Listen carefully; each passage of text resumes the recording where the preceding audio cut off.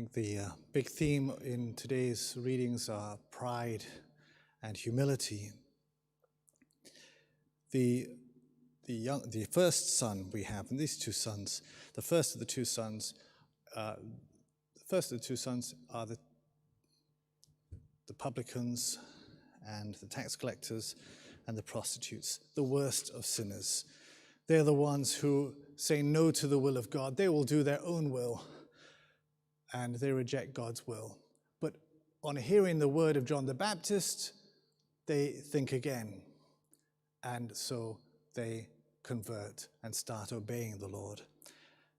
The chief priests and the elders are the second son, who appear to say yes. The second son gives his yes, but actually doesn't obey. So he appears as one who is doing God's will, and they are dressed in God's will. They're dressed in the religious clothes, in the religious actions, the outward religious whatever it is. But the reality is, with all of this, it's just a show, and they are not living the will of God. And they don't, and even when they see the worst of sinners change, they still don't want to change themselves. This is where the pride and the arrogance comes in. It's not just wanting to do their own thing, but it's even when they see the reality that God is at work in these people, they still refuse to change their ways. It's like looking down upon these pathetic, awful tax collectors and prostitutes who are just the scum of the earth, and I'm not going to go down and join them because they've, been taken in by this John the Baptist. I'm not going to join them.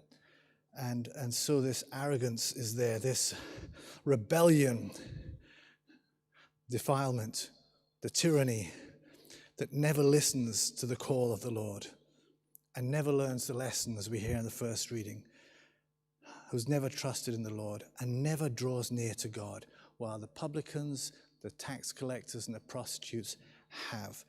And we're kind of reminded, in a sense, of, do you remember the story of the publican and the Pharisee in the temple? The Pharisee's at the front, telling God how great he is, and the publican is all the way at the back, saying, "Have mercy on me, Lord, a sinner."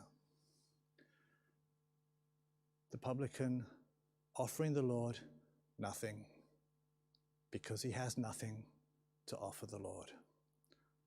The tax collectors and the prostitutes have nothing they can say, "Here, look how good I am." They cannot do that.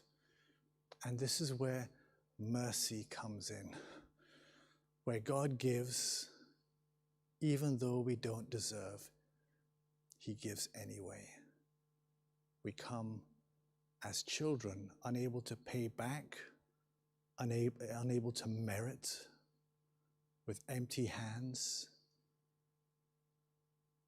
And seeing this, the Lord stoops down and raises us up.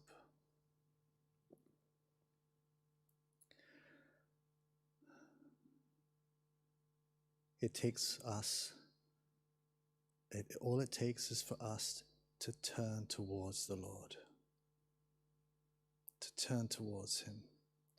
He is the one who will do the work, but we have to turn to him.